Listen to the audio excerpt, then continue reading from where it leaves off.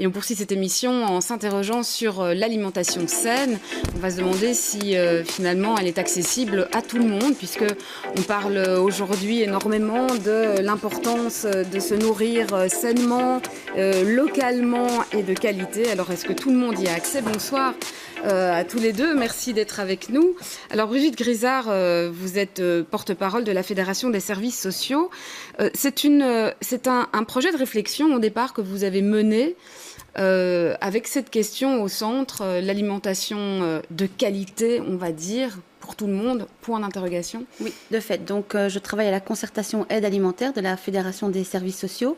Et la question qu'on s'est posée avec les partenaires, c'est comment rendre un accès durable à une alimentation de qualité. En fait, on a plus travaillé sur l'accès durable plutôt que l'alimentation durable. Ouais. Et ça partait d'un constat à la base?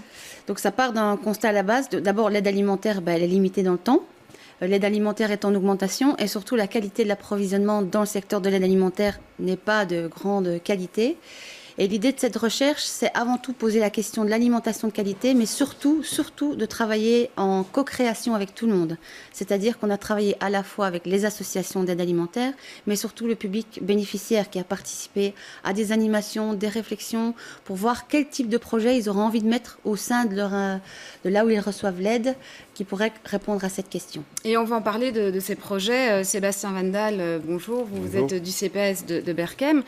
Vous d'ailleurs, vous assistez à la mise en place d'un de ces projets. On y reviendra dans un instant. Mais d'abord, qu'est-ce qui marque plutôt les publics bénéficiaires de l'aide alimentaire, mais aussi les associations? Quand on parle d'alimentation de qualité, c'est quoi finalement pour eux l'alimentation de qualité? Oui, en effet, l'alimentation de qualité est une question qui est assez difficile, auquel nos usagers ont du mal à répondre lorsqu'on les concerte. Cette question est assez difficile à répondre. Est-ce que la réponse qui ressort souvent sont des fruits et légumes? C'est pour ça que nous mettons en place dans notre épicerie sociale toutes des stratégies pour avoir des fruits et légumes, où nous avons un potager collectif également pour proposer des fruits et légumes. Mais cette alimentation saine, de qualité, pose problème pour les usagers. Ce mot sain, durable, la définition n'est pas évidente. Le constat qui ressort, c'est souvent pour manger sainement, soyons ensemble. Et de là est ressorti le fait de mettre un comité culturel, un comité citoyen en place qui a mené sur un projet de prêterie en collaboration avec le projet de recherche. Ouais, et vous allez nous l'expliquer tout de suite, ce projet de prêterie, notamment d'ustensiles de cuisine. Oui. Il y a, Brigitte Grisard, donc plusieurs projets qui sont sortis de cette recherche-action, qui sont liés de près ou de loin finalement à l'alimentation. Oui. Donc à partir de l'alimentation, finalement, ça a été un point de départ pour développer des projets, pour mettre les gens ensemble finalement. C'est ça qui en est ressorti. Exactement. Donc on a quand même essayé de définir ce que pour eux, bien nourrir, ça veut dire quoi. Et donc c'est vrai qu'il y a bien se nourrir, différents quartiers d'Orange, comme on les appelle. Et un de ces quartiers, c'était être ensemble, le plaisir de manger, tout ce qui est normes de santé. En fait, que ce soit les associations ou les bénéficiaires, on a tous une vue d'ensemble sur c'est quoi bien se nourrir. On sait un peu en quoi ça consiste. Et donc, du coup, là, on a travaillé surtout sur l'axe d'être ensemble, de co-construire des projets ensemble. Et comme vous l'avez dit, les projets qui sont sortis n'ont en fait directement presque rien à voir avec l'alimentation. On a un projet de grainothèque, donc c'est des échanges de graines.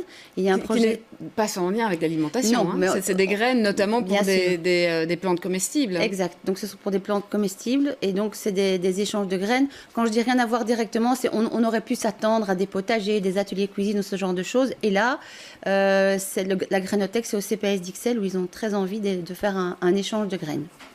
Il y a aussi la prêterie. Oui, voilà. Justement. Alors, la prêterie, c'est vrai que c'est plutôt original comme projet. Il n'y en a pas d'autres de ce genre à Bruxelles. C'est notamment des... À ma connaissance, non. Peut-être, mais en tout cas, on ne le connaît pas. Et en tout cas, oui. Et de quoi s'agit-il exactement? Donc, c'est un projet par et pour les bénéficiaires du CPS de Berchem-Sainte-Agathe. Donc, c'est un projet qui émarge d'un comité citoyen d'usagers de mettre en place une prêterie d'ustensiles de cuisine, mais également d'ateliers de jardin, d'ustensiles de bricolage, pour le jardin, pour le jardin. Mais le fait donc de se prêter des ustensiles de cuisine, donc l'idée c'est par là aussi que ça passe, manger ensemble et manger bien et manger comme ce qu'on aime ou ce qu'on a envie de manger. C'est pas forcément à sa portée parce qu'on n'a pas forcément les ustensiles pour fabriquer cette alimentation. Voilà, c'est ça, tout à fait. Donc ce qu'ils veulent mettre en place, c'est un projet pour prêter, par exemple, des ustensiles assez coûteux. Et grâce à ce mécanisme de prêt, ben voilà, plutôt que de chaque fois chacun avoir à la maison cet ustensile, ils peuvent se le partager et mettre à disposition, que ce soit des casseroles, que ce soit un cuit-vapeur, un stérilisateur de conserve, afin d'accéder à une alimentation de qualité, justement. Ouais, je pense aussi notamment aux outils de jardinage. S'ils ont un petit bout de terre à la maison, les usagers peuvent emprunter les outils de jardinage pour cultiver chez eux des fruits. Et l'idée, c'est que ces projets soient durables. Ça veut dire qu'ils soient... Et vous allez veiller aussi à ce qu'ils puissent se prolonger sur le long terme. Voilà, c'est ça. Donc c'est la politique au CPS de Berchem-Sainte-Agathe, c'est d'avoir ce côté d'avoir un côté durabilité dans l'aide alimentaire. Avec, nous proposons du frais pour, je vous l'ai dit, pour l'épicerie sociale, pour les colis et le jardin aussi. Et c'est de donner la parole aux usagers pour que ça puisse durer dans le temps et répondre au mieux à leurs attentes. Brigitte Grisard, il y a une question aussi qui se pose quand on parle d'alimentation de qualité pour des publics qui bénéficient de l'aide alimentaire. C'est ce qu'il y a dans les colis à la base et qu'eux ne choisissent pas. Donc là aussi, est-ce qu'il y a un travail que vous essayez de faire pour les sources d'approvisionnement de ces colis alimentaires? Oui, donc le travail sur les sources d'approvisionnement se fait indépendamment de cette recherche, mais bon, c'est clair que cette recherche aide largement. Donc de fait, l'idée, c'est de diversifier ce qui arrive dans les colis, qui sont principalement constitués de boîtes de conserve, de produits tout préparés, etc. Et donc d'amener autre chose, d'autres fournisseurs, etc. Et surtout déjà, ce qui a fortement changé, c'est que maintenant, il y a des fruits et légumes assez accessibles.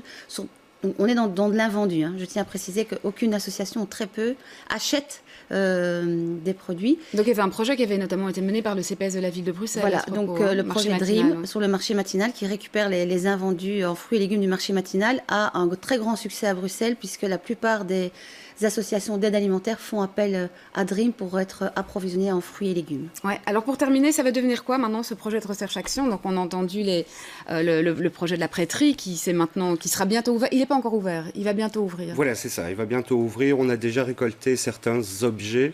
Nous attendons maintenant d'avoir une plus grande offre d'objets afin de l'ouvrir. Et il sera ouvert d'ici combien de temps? Je pense que le mois prochain, nous commençons à faire les cartes de membres. Enfin, nous commençons, les usagers qui font partie du comité citoyen commencent à faire les cartes de membres. Donc c'est pour bientôt. Voilà, c'est pour il y a bientôt. aussi des potagers collectifs, il y a quand même des ateliers cuisine aussi. Oui. Donc là, on est directement dans la confection de repas. Il y a aussi un groupe d'achat collectif, donc des personnes à faible revenu qui se sont mis ensemble pour acheter... elles, pour le moment, des produits d'hygiène. Et du coup, avec les économies qu'elles font sur les produits d'hygiène, lessive, linge et autres choses, elles achètent du coup différemment. Parce qu'en plus, ce groupe a eu l'occasion d'acheter des fruits et légumes à un producteur il y a de ça 3-4 ans. Et maintenant, pour des soucis logistiques, elles ne savent plus faire appel à ce producteur. Et donc, on n'espère pas, on va les accompagner encore pour, en tout cas, résolver ce souci logistique. Et même si la recherche s'arrête, entre guillemets, officiellement d'ici le fin mars... Oui, c'est la question que je voulais vous poser. Tous ces projets-là continuent? Bien sûr, tous ces projets-là vont continuer. Merci à tous les deux d'être venus nous en parler.